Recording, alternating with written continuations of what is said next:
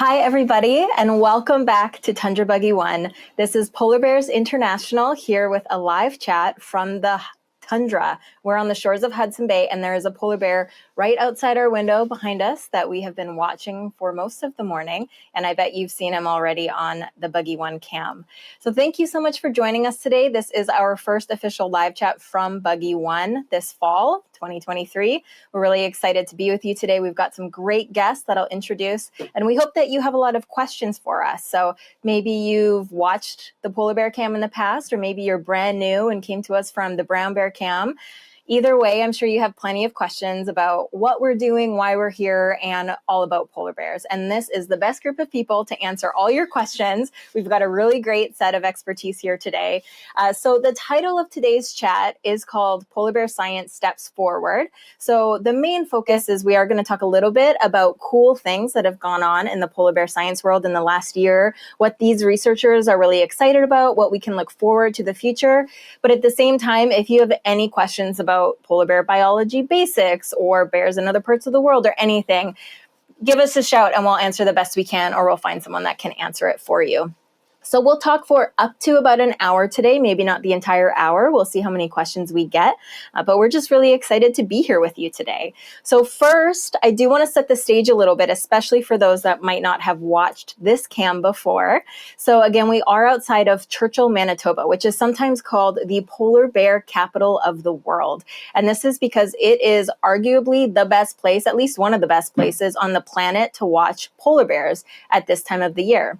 And that's because the bears gather here every single fall because they're waiting for Hudson Bay, the big body of water just beside us, to freeze over. So we know that polar bears live on sea ice. They want to be on the sea ice. That's their main habitat. And that's because they hunt seals, which we're going to get more into later. That's their main prey. But at this time of the year in Hudson Bay, there's no sea ice. We're just coming out of summer. We're in the fall. We're heading into the winter. So these polar bears in this part of the world, they have been on land since about mid to late June this year. So they're hanging out. They're waiting. They can't wait for this ice to come back so they can go get a really great meal. But until then, they're starting to move toward the coast as the temperatures cool and the days get longer and darker, shorter and darker, I guess. And we know that they're going to be here. They're here every year, and so are we. And we're on a tundra buggy, so it's kind of like a polar bear monster truck, we've heard it called, and we're driving on these set trails in a certain area. So we're in a contained area. We can't just go wherever we want. These trails have been here for decades. They're old military trails, and we just follow them around slowly all day and find polar bears to put them on the cams. So we do have multiple cams across the tundra. Right now we've got Lodge North and Lodge South. Both of those are on Tundra Buggy Lodge, which is owned by our partner and great friends, Frontiers North Adventures. And we also have this mobile cam right here on Tundra Buggy One. So this is the one that we drive around all day. You might have also seen the Northern Lights cam on the Churchill Northern Study Center, which I can see way out in the distance over there across the tundra. And then at different parts of the year, of course, the beluga cams. And we should hopefully be getting some Cape cams back up for you, those of you that love the Cape cams. Sorry, they've been down. We are working on that, and we promise we will get more cams up way out on the tundra as soon as we can. So I've talked enough. I'm Alysa McCall. I work for Polar Bears International. I direct our conservation outreach programs. I'm one of the staff scientists, but I would love to introduce you to our great panel today so you know who you're talking to and who you can ask questions from. So I'll start on the far end with you, if you could introduce yourself and a bit about what you do. Okay, my name is Jon Aars, and I'm working for the Norwegian Polar Institute. So we are following the population, the Barents Sea population, which is shared between Norway and Western Russian Arctic. And I've done this since 2003. Oh, long time, 20 years. Yeah, so yeah, great partners of ours, and we'll talk a bit more about that later, but had some really amazing experiences in a very cool part of the world. So we'll also talk about kind of comparing and contrasting, I think, your area with this area, differences. And then we have Joe. Hi, I'm Joe Northrup. I'm a research scientist with the Ontario Ministry of Natural Resources and Forestry. And my main research focuses on the southern Hudson Bay polar bear subpopulation, which is one that's just adjacent right to the east and south of the western Hudson Bay population, which is the one that we're smack in the middle of right now. Perfect. Yeah, also great partners. We'll get more into that. And then sitting right next to me is Ruth. Hi, everyone. I'm Ruth Rivkin. I'm a postdoctoral fellow. I work with Polar Bears International, and the University of Manitoba and San Diego Zoo Wildlife Alliance. And I primarily studied the genetics of polar bears, trying to get a sense of how they might be adapting to climate change. Fabulous. So really great panel here today. And so I am keeping an eye on questions in the chat. So please, if you've got any questions for us, put them underneath the cam chat if you can, and we will get to them anytime. And we'll keep an eye on this bear. And apparently there is a bear coming in close to the lodge cams as well. So if you're watching the lodge cams, keep an eye out for that. But we'll throw it back over to Jan. And I'm going to ask everyone this prompt. What have you been working on lately in your field of study, and kind of what's exciting for you right now? Mainly what we do is like what we call long-term studies. So in Svalbard, we have been following bears, capturing them and marking them and taking a lot of samples and looking how they are doing since 1987, every single year. So it's a long time series. The most exciting thing maybe for a scientist is that the change in climate that most people have heard about when we talk about polar bear has been so much faster in the Barents Sea area than any other places we have polar bears. Right. So obviously a lot of the questions we ask is attached to that. So we're sort of following them closely to see, if we can see any signs of things happening in the population. And we do see signs, but not all of them that we expect. So I guess we can talk more about that later. Yeah, well, I would even talk about it now. We can talk about it now as well. No problem at all. It is so interesting because we talk a lot about these bears here, and there's certain things that go on, but there's some differences. Yeah, so if somebody had asked 20, 30 years ago, how is it going to go with the bears in Svalbard? Let's say if we lose sea ice for a whole month every 10 years. Most people would say they would really struggle. I think that's my guess that people would have said. Yeah. And we have lost 4 months of sea ice in Svalbard for about 3 decades. So even the 20 years I've worked there, I've seen huge changes. It's so much less sea ice. Some of the places on the west side of the biggest island in Svalbard, it used to be frozen ice a lot of the year in the fjords. And in later years, it's been open almost every year, just frozen ice in the inner base. And there are polar bears in those areas. So what we have seen is, one thing we have seen is that the change in polar bear behavior has been very profound. They do different things. If you are a local Svalbard bear, which we have like maybe 300 bears that never leave the islands, then they used to be on the ice when it was ice, of course. And since it's not so much ice anymore, we find that they are maybe like 90% of the year on land. And then they eat different things than they used to. They still eat seals. They catch ringed seals in spring, but it's a shorter period than earlier. They are on land a lot of the time. They have started to plunder bird colonies. They can take a lot of eggs. They even go in steep cliffs and plunder bird colonies. And in later years, we also seen a lot more that they have taken reindeer. So we have maybe 25,000 reindeer in Svalbard. So it's a lot of animals, and it used to be much fewer. If you go like 50, 60 years back, it was maybe 500. So it's two things there. One thing is that bears are much more on land, and the other thing is it's a lot more reindeer than it used to. And we used to think that it was very hard for a bear to catch a reindeer, but we have got a lot of reports lately and seen films, videos, pictures of bears succeeding to take reindeer. Some individuals take a lot of reindeer through one summer. When we were out this year, ourselves flying helicopter, we found 6 kills. One of them, we came over the bear at the moment she took a reindeer. Another one had taken 2 reindeer in 24 hours. And the first 10 years I was out, maybe I saw this like 3 times altogether. Fresh kills of reindeer. So it seems like it's happening much more frequent than it used to. Then most of the bears actually in the population, they don't stay locally in Svalbard. They visit the islands now and then, and they're depending on being on the islands when they go into den. Like in this denning project we have together with Polar Bear International, where we study the denning behavior, They do not den out in the ice like they do some other places in the Arctic, and they do not make den in like the earth like they do here in Hudson Bay, far inland. They make it in snowdrifts in fall, and they need sea ice to be able to get there. But most of the bears, they follow the sea ice and hunt up in the sea ice, and then they can hunt seal most of the year.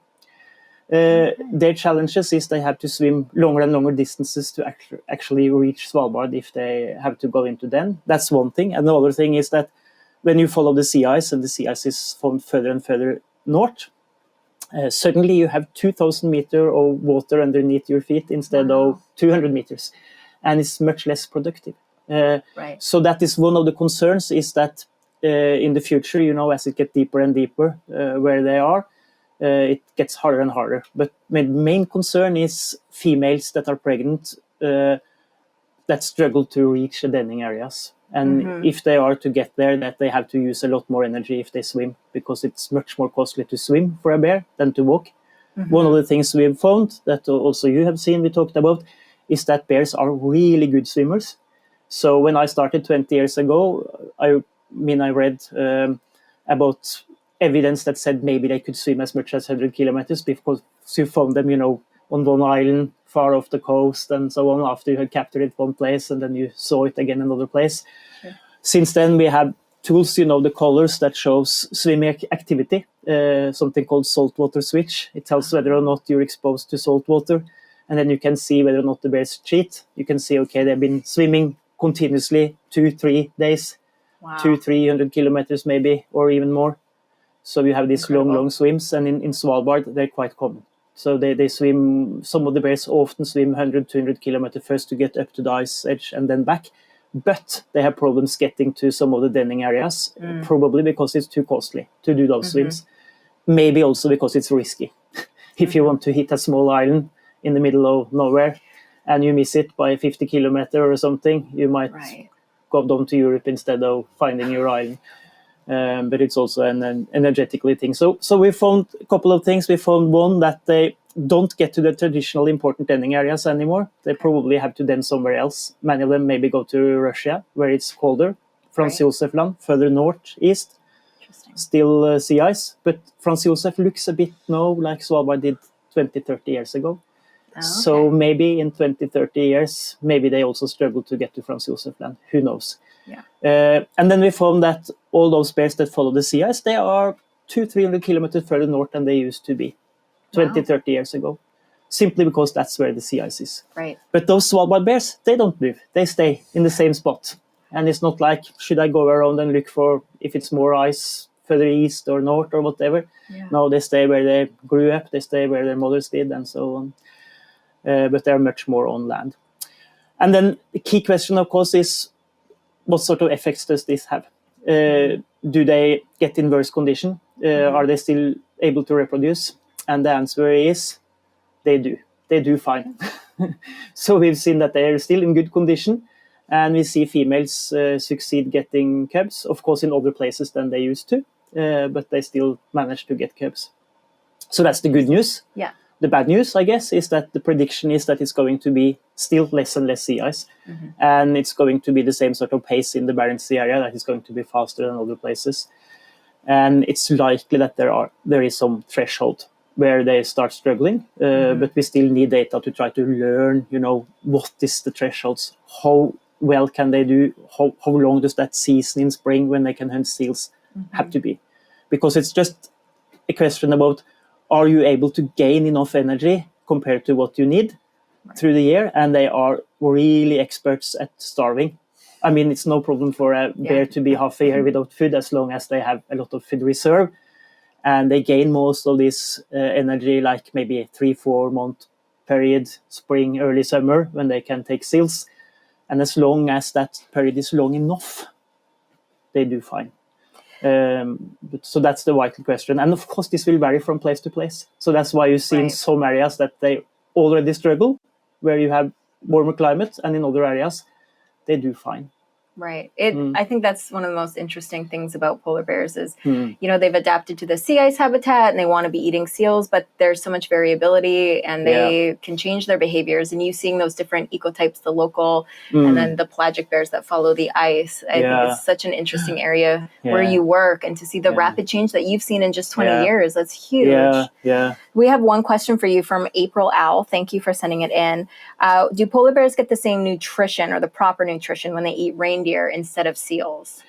No, it's a bit like you eating junk food. Right. Seal is the best. Seal blubber is best. Then they can transform almost all of it to their own body fat. Reindeer, a bit less. And also reindeer has, like the Svalbard reindeer are really fat, so they have a lot of fat, but it's still less worth than seal blubber. Right. But it's better than the meat. But if they're hungry enough, they eat both the blubber and the meat. They eat most of the reindeer. It's a bit like with seals. If they really have plenty, they might, we've had bears that have killed like 2, 3, 4 reindeer in a short time and have eaten one and not touched the other ones. Same as you sometimes can see with seals, that you see what you call surplus killing, where the animals, they are so professional, they sort of feel they have to kill if they can, but then they maybe just, okay, I wasn't hungry really. Right. And they either leave it, or maybe some cases they try to cover it and see if they can get back, but usually the foxes and the gulls find them before, or other bears. So you see that they'll just eat the fat of the reindeer sometimes, like with the seal? Yeah, that could also happen, and it could also happen that they don't eat anything. Yeah. But most of the time they eat most of it, because a reindeer is not, the Svalbard reindeer are quite small actually. It's not that, they're not that big. Interesting. And that's part of what we've been talking about, how polar bears are such great hunters, and we were low-key disappointed yesterday. If anyone was watching the cams, there was that seal stranded out there, and the wind was right, and we really thought that probably this bear or one of the other bears that are around who's a little bit thin would come in and get the seal at some point.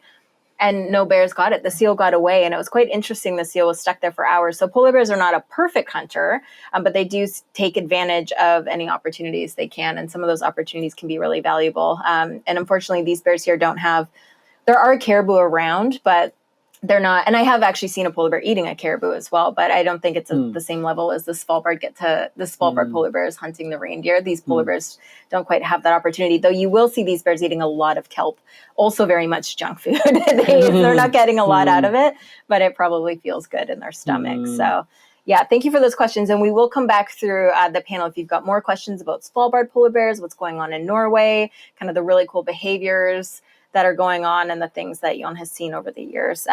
So I'll throw it over to Joe. And yeah, please do send in more questions if you have any. So we've been working with Joe in southern Hudson Bay, which is the neighboring population to this one. We're in western Hudson Bay right now. Joe works in southern Hudson Bay mostly, but has worked up here as well. And southern Hudson Bay is also another fascinating area. It's the most southern polar bear population in the world. And there's some really cool things going on there in a lot of different ways. So I'll just let you take it away, Joe. Yeah, and a lot of the same things that Jon was talking about is what we're working on as well. Polar bears in southern Hudson Bay, they come ashore every year, just like the ones here around Churchill and western Hudson Bay. And that time that they've had to come ashore and spend on shore has gotten longer by about 3 weeks over the last 3 decades. And so they're on shore for 3 weeks longer than they used to be. Already a shorter time that they had on the ice than the Svalbard bears did back then, or back in the 80s. And so they're really starting to get to these boundaries that people think may possibly lead to big declines in populations. So far, we haven't seen that. And that's one of the main sort of research areas we focus on, is trying to understand how many bears are there, how those populations are changing. Are they moving in different ways, moving between different subpopulations differently as the ice changes, and just trying to get a handle on all of those different things with those southern Hudson Bay bears. Right. So similarly here, these bears are on land about 3 to 4 weeks longer than they used to be. This population has declined about half, so about 1,200 bears in the 80s, just over 600 today. And the body condition, can vary. Like this guy's maybe, so we often use a scale of 5, or we always do in the field. So 1 to 5, 5 being the fattest bear, 1 being the skinniest. This guy we've seen on the cam this morning looks like he's probably a 2. So body condition can vary, and body condition can be worse in years that the bears come onto land earlier. When the ice melts a bit earlier, they're forced on land. Body condition might not be as good because they didn't have as long to hunt. But southern Hudson Bay, you're more southern, but sometimes you're seeing bears in great body condition. Yeah. You saw some really fat bears this year, which is super exciting. Yeah. So what's What's that about? Yeah, and we actually tend to see bigger bears in southern Hudson Right. Bay than here as well. Their body length, their weight, everything is bigger than the western Hudson bears. And so what's interesting about Hudson Bay is there's a counterclockwise current. So the current comes counterclockwise through the bay. And so the remnant sea ice at the end of the year in June and July actually gets pushed south rather than being in the north as it is in other places.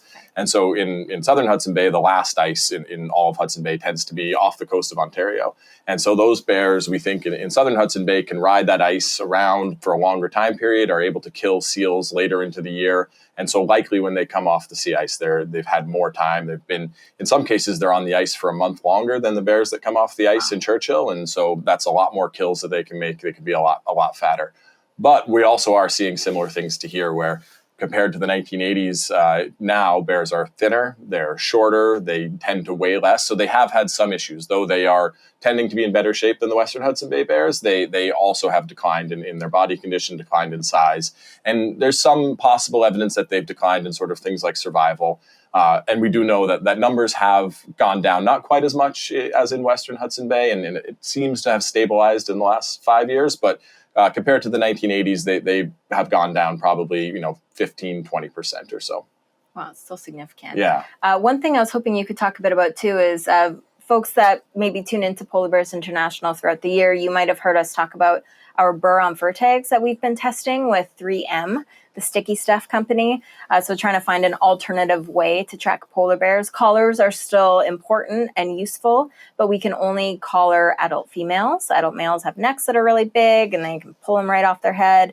And then we don't like collaring growing polar bears when we don't have to. So these Buron Fur Tags was this idea to attach tags to fur, and Joe has actually done this in the field. So, and we have not the world's best example here, but maybe we can show what we have. Yeah, an example here, and just a bit about why it's important to track Sure. the bears. So these things that we just talked about, and Jon as well, about these bears in Svalbard that go north and stay on the sea ice versus those that stay on the land, and talking about the bears in southern Hudson Bay riding the ice around versus getting off earlier. The only way we can learn that information is if we have tracking data on these bears. And so collars or other types of tracking tags that can let us know, hour to hour, day to day, what these bears are doing and where they are. We can monitor them in other ways when they're on the land, but once they're out on the sea ice and moving around a lot, we really need tracking data to understand how they behave and how they interact with sea ice year to year.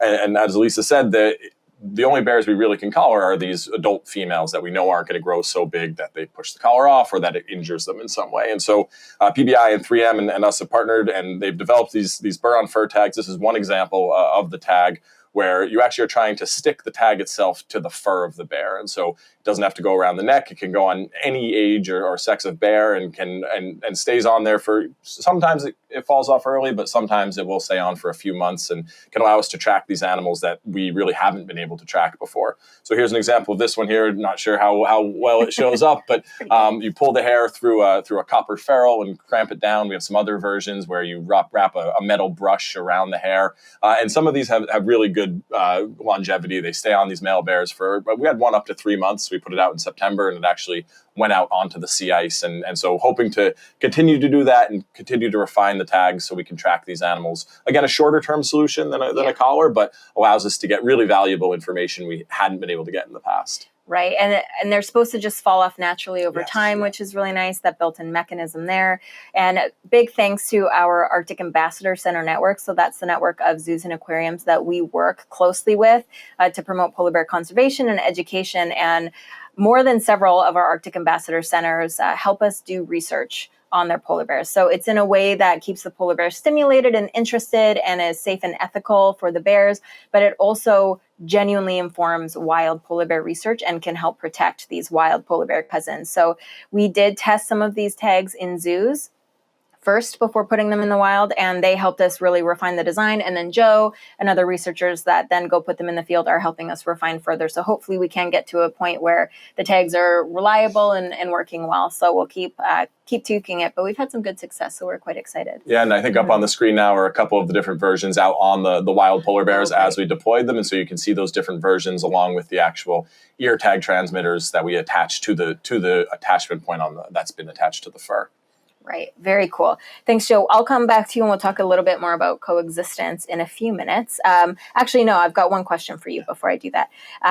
Kurla, thank you for your question. She says, the bear on the cam that was munching on the vegetation, is it to feed or why do they do this? Yeah, we assume they're looking for some sort of food. There's probably small crustaceans. We were talking earlier. There's probably some small crustaceans on the kelp.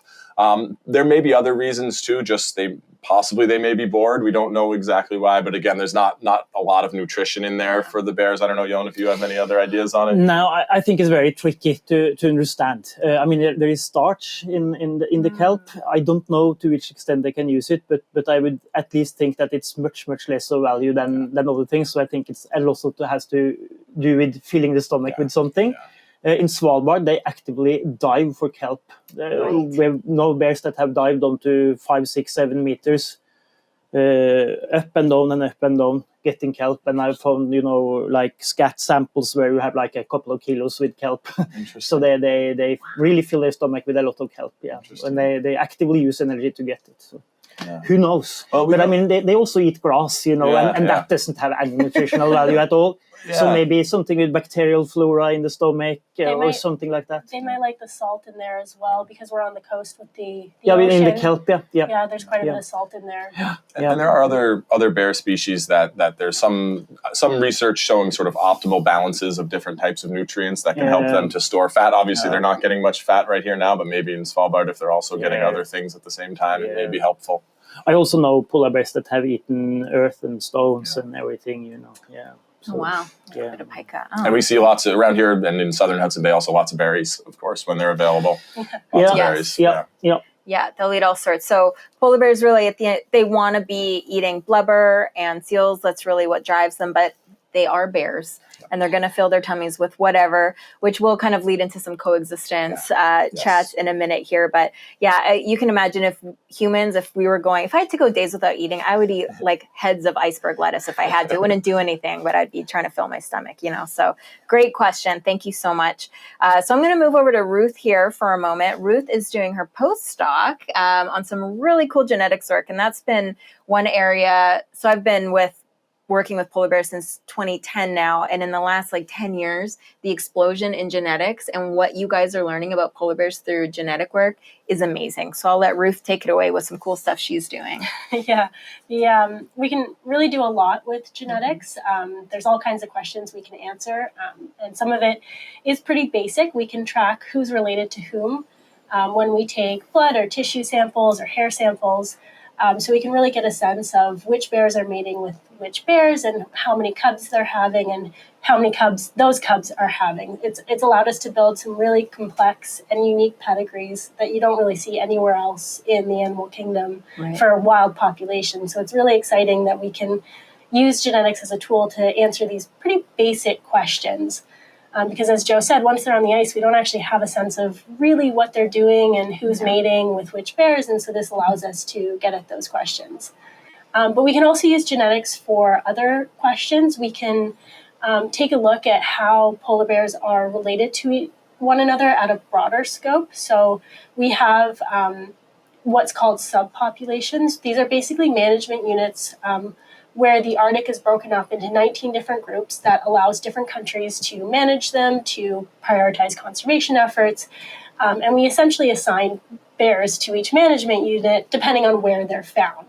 And so one of the questions that we're trying to address right now is, are those actually realistic in terms of how the bears are organizing themselves? Because bears don't care about these administrative lines. They're on a map, they're not actually in the earth, they're on the ice. So can we use genetics to get a sense of whether or not these units are actually realistic, or do we need to change things? And so there's been some exciting work coming out. I haven't been involved in this, but looking at Greenland, it looks like there may actually be a 20th subpopulation that needs to be designated because the bears in the south of Greenland are really ecologically and, as it turns out, genetically unique. And so that's one of the things that you can use genetics to answer. One of the things I'm working on is trying to get a sense of whether the polar bears can actually adapt to climate change. So some of the audience might be familiar with adaptation, but for those of you who aren't, adaptations are traits or genetic variation that allow bears to survive better or have more cubs. And so classically, we could think of this like the big teeth on the bear are an adaptation to hunting big prey. Big teeth, big prey. And same thing with the white fur. You have this white fur, it blends in beautifully with the snow on the ground, and this is perfect if you're trying to sneak up on a seal. But we can also look at adaptation from the genetic level. And here, what we mean by that is that bears that have certain genetic variants or certain genetic backgrounds are more likely to survive than bears with other genetic variants. And so what I'm doing is trying to identify hot spots and cold spots of adaptation across the Canadian Arctic. And this should hopefully be able to help direct conservation efforts. There's a big buggy going by us here, sorry for the rumbling. But this should help direct conservation efforts and maybe target or prioritize areas in the Arctic that might be at most risk for becoming maladapted or most likely to be vulnerable to climate change. So it will really help inform conservation practices. It can, yeah. Yeah, I love these innovative ways to get at these kind of secret lives of polar bears. We can watch behavior and we can look at their bodies, but being able to, track them when they're way out on the sea ice and look at their blood and genetics to figure out what's going on. It's so special. We've seen more in the news lately, a couple things, both eDNA in footprints and aging blood with DNA. And I was wondering if you could maybe touch briefly on those topics because they've been floating around and people would love to know more. Yeah, for sure. And they're really, really exciting possibilities. So one of the issues that you have when you're monitoring and using genetics as a tool is that often taking genetic samples through blood or tissue biopsies can be pretty costly for the bear. So people are looking at ways that we can get around this so that we can collect DNA without actually harming the bear. And so there's some very innovative research out there trying to figure out how we can do this. So as you mentioned, we can collect DNA possibly from footprints. It's still very much an ongoing effort, so we need to fine-tune it quite a bit more. But the idea is that you can follow a set of footprints and extract the DNA from those footprints and identify which bear is leaving those tracks and possibly say something about their genetics. We can also do this using hair samples. So if you can collect hair from across the Arctic, you can actually get a pretty good sense of that bear's genetics. And so that's a pretty promising pathway for collecting samples in a non-invasive way. And then to touch on the blood aging, that's actually super cool. It's a really exciting project. So as many of you know, stress isn't the best for anybody, and this includes bears. When you're more stressed out, you tend to have more going on inside of your body, and this can be pretty harmful. And we know from human studies that stress can age you, where if you're more stressed out, you're genetically and biologically more old than your chronological age. So, I'm 31, and so if I've been super stressed out, I actually might look like I'm closer to 35 if you take a look at my blood samples. Not that I am super stressed out, but I'm actually really young. So we can do this with polar bears as well. And some of the findings we've been coming up with are really interesting because we're finding that bears through time are aging faster. And this is likely a signal of the stress that they're experiencing with climate change. As Joe and Yun have been mentioning, bears are on ice and are off ice and fasting for much longer than they were 30 years ago. And we're finding that stress is making them become older. And so this might potentially shorten their lifespan. We're still trying to investigate those patterns. But certainly they are under quite a bit of stress. Very interesting. Yeah, I'm really looking forward to learning more about that field of study and watching your postdoc come together. Very cool. We have one question from Mark. Thanks, Mark, for sending in a question. I'll take a stab at answering it, and then I will let our panelists fill in with their knowledge. So the question is it true that Pizzly or Growler bears, the grizzly and polar bear hybrids, are increasing due to loss of polar bear habitat as a result of global warming? It's a great question. We do know of hybrids that were in the wild. There was kind of a semi-famous case about maybe 10 years ago now in the high Canadian Arctic. There was one female polar bear that at different times in her life mated with 2 different brown bear males. We don't know if she had a preference or it's just the place she was in and the overlap she had with those males. She did have 2 sets of cubs that were half and half hybrids, and those hybrids were fertile. And at least one, if not more of them, then remated with brown bears again. So then we had hybrids that were 3/4 brown, 1/4 polar. As far as we know, those hybrids are not in the wild right now. That was one kind of family set. And the hybrids, by the way, were not some sort of perfect super bear. We kind of get that question, especially from kids sometimes, like, is this going to be a new species, a super bear? It really wasn't a very fit bear. It wasn't really well adapted to its environment as far as we know. Anecdotally, it was quite aggressive. There's some really interesting stories from Inuit hunters up in the north that came across this bear. It also kind of looked a little funny. It kind of had this like creamy coat and brown circles around its eyes, and its feet were kind of strange. So grizzly bears have these really long, great claws that are for digging up roots and that. And polar bears, of course, have the really sharp, thick claws that are better for grabbing slippery seals and walking on ice. And apparently the feet were kind of in the middle, and this bear wasn't really well suited to land or ice. Sounds like it tended to be a bit more on land. Long story short, they've probably always existed. So polar bears evolved from brown bears. They're still quite closely related, hence their mating. They've probably always interbred at some level occasionally across the Arctic. And I've heard stories that maybe people have seen 1 or 2 also lately in Canada. But as far as I know, and from what I've heard, we don't expect them to be super common, maybe a little bit more common, but we are not gonna, in 20 years have a bunch of hybrids running around necessarily. And I don't know if Joe, if you've seen some in Ontario or through the genetic work. Yeah. I can provide take some it more away. context. We've been looking at this because this is a question that has come up a lot, and it's interesting. It is they are interesting. becoming more common, these hybrids. So we designed a SNP chip panel. This is essentially just another way of looking at DNA in a very targeted approach to look specifically for hybrids. So we had those 8 known hybrids included on the chip, so we knew what they looked like genetically. And then we had polar bear and grizzly samples. We had about 700 across all the samples. And we said, okay, are any polar bears that we think are polar bears actually masquerading as polar bears and actually are hybrids genetically, or vice versa with the grizzlies? And as it turns out, there are none. So all of the hybrids that we identified, we already knew were hybrids. Cool. So there aren't really any examples, at least for the bears that we have looked at, where we have these hidden hybrids. Interesting. But it's possible that there might be more. But what this says to me is that we're actually pretty good at finding hybrids. So if they're out there, we can usually identify them. So I don't know if you want to. We haven't seen any in Ontario. We don't have grizzlies. They're in Manitoba, somewhat close to the Ontario border, but we haven't. And then they are found sometimes around Churchill, grizzly bears, and so we haven't seen anything close like that in Ontario. Doesn't mean it couldn't happen. I think it's probably a pretty rare event, and that's why we don't see it very often, as you said. And they probably, like Alysa said, are not all that fit, and probably the lines die out eventually. So we haven't seen that yet, and as you said, it seems pretty likely that we're good at telling which ones are which when we see them. If they have a brown coat, they stand out, even if they're a little brown, and they also stand out to seals. So it's not ideal if you're hunting on ice to have a non-white coat. Right. They do have a different look. So I threw, for anyone who's watching live right now, I did throw a link to the paper I mentioned in the chat. You can at least read the abstract. It talks about the 8 hybrids we know of.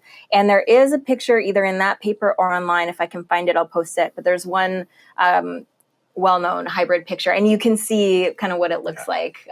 Almost like a white raccoon in some ways. It's kind of a little funny looking. Yeah. And so I've heard, again, this is anecdotally, but heard when, those that live in the north kind of came across this bear, it was a bit like, what is going on here? So very interesting. And with your genetic techniques, maybe we can keep kind of on top of it in the future. Very cool.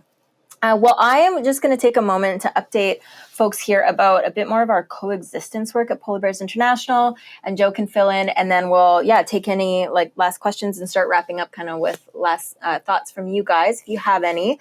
This bear is still sleeping just outside here for anyone joining us. So we do have a polar bear sleeping on the Tundra Buggy 1 camera, it might look like a rock at certain angles because he really is, I think, sleeping now, but I promise you that's a bear. And we've got others around. We've got a ton of ptarmigan outside. There's an Arctic fox this morning, so there's lots of cool stuff happening. So Churchill really is quite a special place where we are. It's so special. One of the reasons is because it's an overlapping of 3 different ecosystems. We've got the marine, the terrestrial, and the tundra. So it's a really cool place to come watch wildlife. And again, it's the polar bear capital of the world. So folks in Churchill know how to live with polar bears better than most northern communities because they've had to deal with them so regularly. And Churchill really is the gold standard of living with polar bears. It has the only polar bear alert team in its current model that we know of in the north. So the polar bear alert team is through the Sustainable Development Branch of the provincial government of Manitoba. And Manitoba does put money into helping keep people safe in the town of Churchill. And there's a bunch of different ways they do this. One kind of newer development is that we supported putting in a bunch of polar bear proof garbage bins around town. And those have actually been super, super helpful. It seems so basic to just have better garbage bins, but if a polar bear comes into town and does not get rewarded by garbage, that bear is less likely to come back into town, less likely to hang out, and less likely to come into contact with people. Also, another cool thing Churchill's been doing is some safety videos. So I'll put this in the chat when we're done, but check out the website, churchillbearsmart.ca. We just released a bunch of new polar bear safety videos that were created and acted and voiced by locals in Churchill. The idea is to have better safety messaging and awareness around what to do when you see a polar bear, how to avoid a polar bear in the first place, and just get some really great tips for locals, but also very much for the visitors that flock to Churchill at this time of year, but also more and more in the winter when there shouldn't be polar bears around, but this summer as well during like beluga season. So it's some good tips and tricks on how to live in polar bear country. We also, Polar Bears International sits on the Churchill Polar Bear Safe Working Group, and that working group has a lot of different priorities that are aiming to support Churchill's economy, which depends a lot on the polar bears, and keep the polar bear population here safe and protected and keep their people safe and protected. So there's more about that working group on the churchillbearsmart.ca website. And Polar Bears International has some information out there about what we're doing. And we also have a coloring book for kids. And I believe you can also find that on our website if you'd like to take a look at a couple of the pages. We created that with the town of Churchill. It reflects kind of what the kids in Churchill see in their own backyard. And it just gives a nice way, a nice tool for parents and teachers to talk to kids about staying safe in polar bear country in a way that's not scary. We've also since then tailored that book to Russia as well as Greenland, and hope to have a version soon for Norway and Alaska even, and more communities in Canada. And there are more and more communities around the north that are dealing with more and more polar bears as the sea ice patterns are changing. And Joe has been working with a variety of communities in southern Hudson Bay in Ontario and listening to the communities and what they're seeing and what they want. Maybe you could just touch on that for a few minutes. Yeah, absolutely. So though it's a very remote area and in all of Hudson Bay, really, there's lots of communities all around the bay, and they all have different potential and real issues with bears. And so one of the places that we've started doing some of this coexistence work is in southern James Bay. And so James Bay is the small bay at the southern end of Hudson Bay. That is the furthest south place where we have polar bears year round in the whole world. And traditionally, the communities there haven't had a lot of interactions with polar bears during the ice-free season. But over the last few years, we were hearing more and more from community members that bears were coming into towns and they were coming into dumps and getting into people's garbage and causing some real safety concerns for those people in those areas. And then other communities across the bay who had interacted with polar bears more regularly throughout their history also were indicating that bears were on land more obviously. And so more often were coming into towns. And so we've been partnering with Polar Bears International to try to do some training with communities to be able to fund guardian programs, to try to give communities the tools that they need and that they want to be able to try to keep bears out of towns, deter them if they do come in, keep them away from camps, and really just to try to safely coexist with bears as they continue to be on land and continue to be probably in worse shape going into the future. And that's the real issue that we see is as the ice continues to sort of melt earlier and freeze later, as bears come ashore in worse condition, they're going to be searching for these opportunistic foods. And they're not going to want to stick with just kelp. They're going to try to come into places where they smell good food. And waste management in the north is really challenging, really challenging. Churchill and some other communities have train tracks that they can get things in and out on.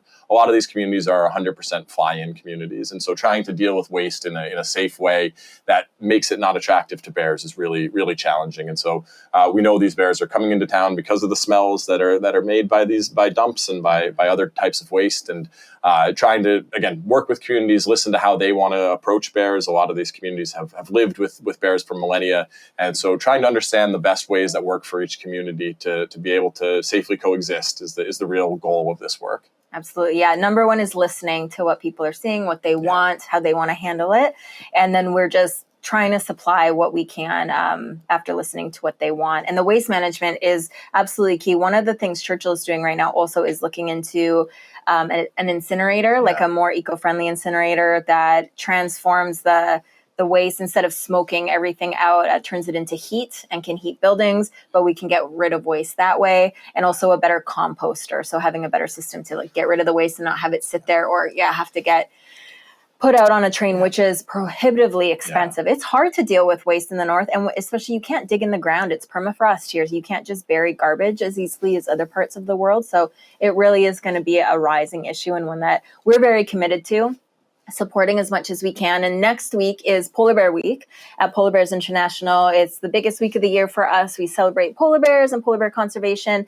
And next week, our focus will be on our different coexistence efforts across the north. So definitely tune in next week for our live events. And we'll have a ton of information posted on our website about the different work we're doing with our partners that are so key in this, with the communities, what communities want to see. And you can learn a lot more about it and help us kind of reach our goals with that. So I think it's very important work and something that we're prioritizing more and more.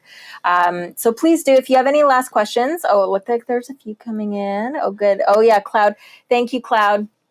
For sending it. So Cloud does such a good job of posting stuff. You can see where the Churchill Polar Bear Alert team, the bears they've been handling, they post that notice every week or so. So the number of polar bear occurrences in the last week was 16, and the total number of polar bear occurrence reports to date this year is 158. It was a very busy summer here for Polar Bear Alert because the bears came off the ice a little bit early. There was more occurrences than usual. Polar Bear Alert kept everybody safe, kept the bears out of town, garbage was locked down, but it's important that, polar bears and people, the more interactions they have, the more likely they could be negative. So let's just keep them separate and safe and use a variety of ways to do that.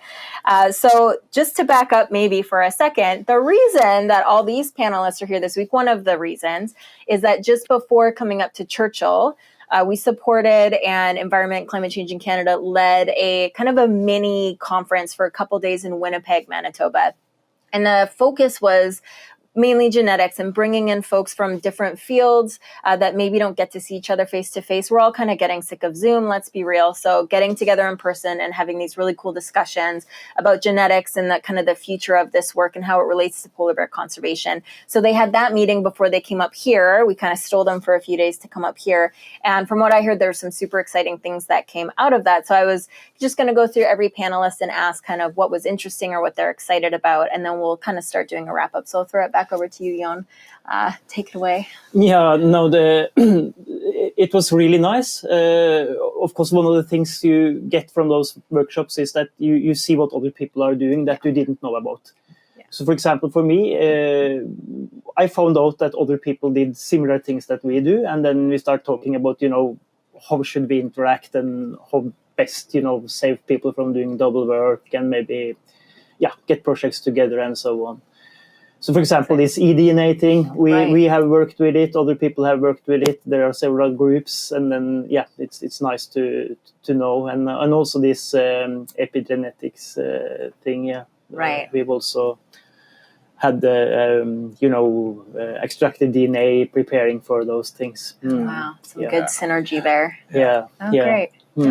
Yeah, it was. I mean, a lot of the things Ruth talked about earlier are really exciting stuff. And I think the thing I took away from the workshop was really how we're sort of at this forefront there. Things are changing so rapidly with the genetic and the evolutionary questions we can ask, and just how they'll have transformed, but will continue to transform sort of the way we research polar bears. And so, now we can do a lot more with genetics when we want to look at the identities of bears. And so we can get less invasive and sometimes non-invasive samples that can answer some of the questions that we used to have to sample bears in a much more invasive way. And some of those ways are still needed for things like understanding movements and tracking, but really genetics has allowed us to really transform and increase our sample sizes to a huge degree in some cases, and I think are just at the edge of transforming us even further. And some of the things Ruth talked about in the work she's doing, allowing us to understand sort of the trajectory that bear populations are on and how they'll look in the future. It's going to be very exciting.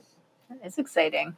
Yeah, I echo what has already been said, and would just add that it's exciting to keep working on this with people. And now that we have a sense of who's working on what and have actually met in person, this was the first time I met pretty much everyone in person, we can keep making headway on these projects. And so it's exciting to kind of create a roadmap for where we need to go next in the field. Fabulous. Getting people together in person is always so valuable to collaborate. We'll see if we have any. We've got a couple more comments coming in. Right. Well, thank you everyone for joining us today. Thanks, Cloud, for also posting the Polar Bear Week video in there. We will have more live chats throughout the season. We'll be here until the polar bears are gone. Every year looks a little different. We want them to leave. We want the ice to come back and for them to leave, but we sure enjoy watching them while they're still here. We'll likely see more polar bears moving into the area as we continue to cool down in the next couple weeks. Don't quote me on that, but that's what we usually see. So it's exciting. And you can find out a lot more about what we're doing both on the explore.org website, our incredible partners there, and on the polarbearsinternational.org website. We've got all sorts of resources. We've got our outreach schedule if you're interested in what we'll be talking about coming up. If you want to just reach out to us with questions, if you want to learn more about any of these research projects or any of our partners, we've got all sorts of fabulous information on that website, and also more information about how you can get involved, how you can support in different ways, whether that's supporting a project financially or supporting us by helping us talk about it. So that's one of the biggest things we ask people to do, is help us talk about polar bears, about climate change, about what we can all do together, and about voting for leaders who care about our protected future. So it's not only about us. One of the best things about polar bears is that everything we do to help them is good for people too. So our shared future matters. And one of the biggest things we can do right now is push for a cleaner energy future. It's burning fossil fuels that are releasing all these emissions into the atmosphere that's trapping too much heat. And of course, sea ice cannot form as well when the atmosphere and the ocean are too hot. And that's why we're losing this critical sea ice habitat for polar bears. We know that they're very kind of tricky and they can adapt some behaviors in parts of the world. And they're such an incredible animal, but ultimately they really do need this sea ice habitat, and we need to keep it intact for them and for us. No matter where you're coming from, no matter where you are today in the world, sea ice does positively impact your life. It acts like Earth's air conditioner and helps cool our entire planet. So we really want to keep it around, both because the Arctic ecosystem is amazing and because it helps all of us no matter where we are. So we're all on this conservation train together. And so join us to learn more about how you can get involved. Check out our mailing list if you'd like to get updates from us. We send out more emails this time of the year, but we are active year round doing cool research and cool outreach. So definitely stay in touch with us. We'd love that. And we'll talk to you soon. So the next official live chat, I believe, will be Monday or Tuesday. Maybe it's Tuesday. I'll be talking to Dr. Louise Archer. She's doing some really cool work on polar bear lactation, of all things. And it's really neat to talk about moms and cubs and how they're being impacted in different ways. So tune in for that. And that will be, we also have Lego joining us next week. And that's a bit more of a kids program, but anyone's welcome to tune in and learn more about building the change with Lego and our partners at Discovery Education. So we're excited for that. And yeah, thank you so much for joining today. Really appreciate you all, as always. We love the viewers. We love answering your questions. I'll stay in the comments and the chat if there's any more follow-up. And also, as always, big shout out to Cloud. Thanks for posting all those great links. And we will see you guys soon. And we'll keep checking out this bear, and we'll probably go for a trundle pretty soon to see if we can find another one for you. So thanks to all the panelists today.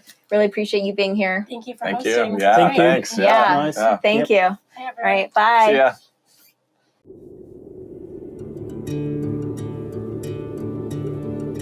Future generations of people and polar bears depend on the decisions and plans that we make today. A polar bear's life cycle is almost exclusively tied to the sea ice. Because polar bears rely on sea ice to hunt, to breed, and sometimes to den, sea ice loss from climate change is their biggest threat, and the reason the bears are listed as vulnerable on the IUCN's Red List of Threatened Species. What we learn about climate change impacts on polar bears in Hudson Bay can be applied across the Arctic to help conserve other populations. Climate change is already affecting some populations of polar bears. Since we get most of our energy from fossil fuels, we are producing huge amounts of carbon dioxide.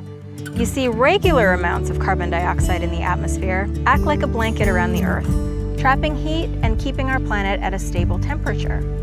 However, when we burn fossil fuels like coal, oil, and natural gas for energy, we pump rampant amounts of carbon dioxide into the atmosphere. This buildup thickens the blanket, trapping too much heat, disrupting the climate, and melting Arctic sea ice.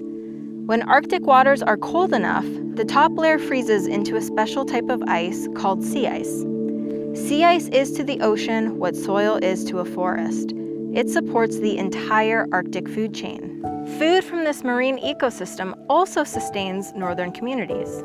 The key to getting the climate back to functioning the way it should, and to preserving a future for polar bears across the Arctic, is to move away from using fossil fuels for energy altogether. The most important thing we can do is vote with the climate in mind to let our leaders know we support a swift transition to renewable energy sources. In the meantime, we can directly participate in and learn more about our local and regional renewable energy options. We can all make a difference outside our own households by influencing where our energy comes from. Because together, we can make sure that polar bears roam the Arctic sea ice for generations to come.